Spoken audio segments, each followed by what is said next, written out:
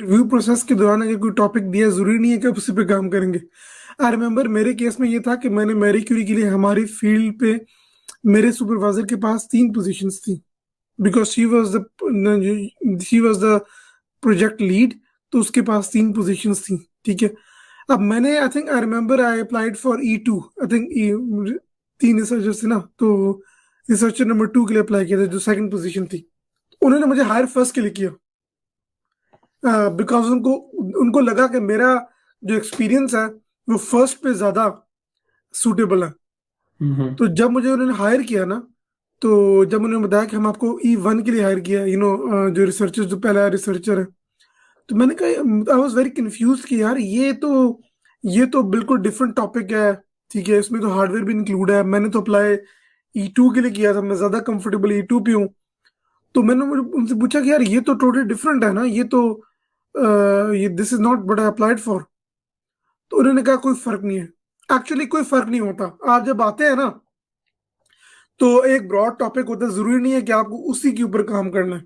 ठीक है, आपने कई दफा E2 E1 का काम कर रहा था, E1 E2 का काम कर रहा था, तो इट डजेंट मैटर कि आपने एग्जैक्टली जो एप्लीकेशन में लिखा है या आपने इंटरव्यू के दौरान जो बताया है आप उसी पे काम करेंगे।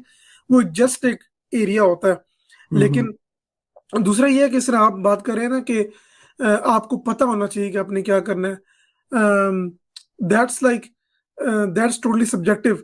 क्योंकि आई रिमेम्बर कि it took me like 1 year to actually define what I am gonna do, like what's my exactly is gonna be my field. Research problem क्या होगी, वो मैं काम करूंगा।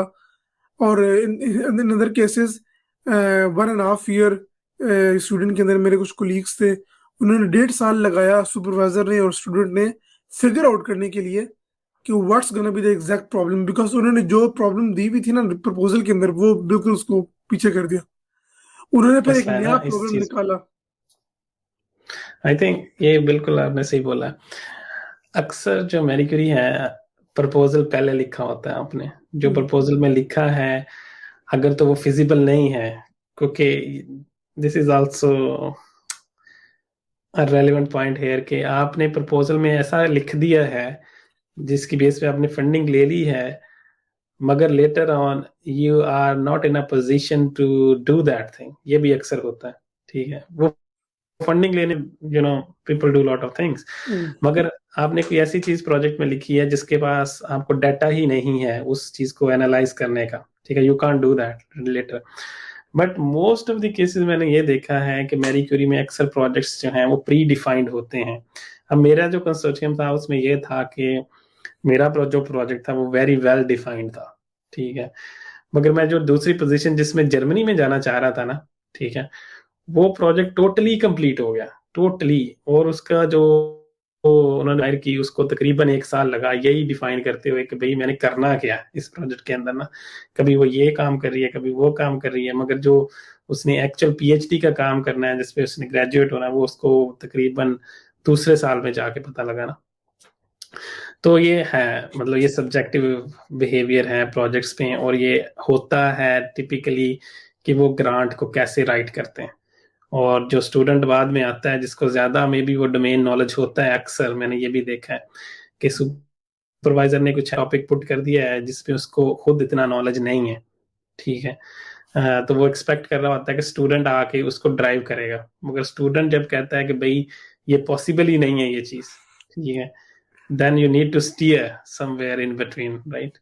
या तो exactly, I think totally supervisor के सर्कमस्टांसेस, आपकी अपनी इनिशिएटिव की कितने रिस्पॉन्सेज हैं। आप टोटली सुपरवाइजर पे डिपेंड नहीं हो सकते, बिकॉज समटाइम्स सुपरवाइजर का अपना एक्सपर्टीज ही नहीं होती उस फील्ड के अंदर। तो आई थिंक कि जिस तरह मेरे केस के अंदर, व्हेन सुपरवाइजर आस्क्ड मी कि यार पब्लिकेशन, बिकॉज आई न्यू कि ये पब्लिकेशन फोकस्ड है। दूसरे केसेस में supervisor did not even push for publication. तो I think these are all personal circumstances, subjective circumstances, जो कि आपके और सुपरवाइजर के और यूनिवर्सिटी के और कंट्री के सिचुएशन पे टोटली डिफरेंट हो सकते हैं।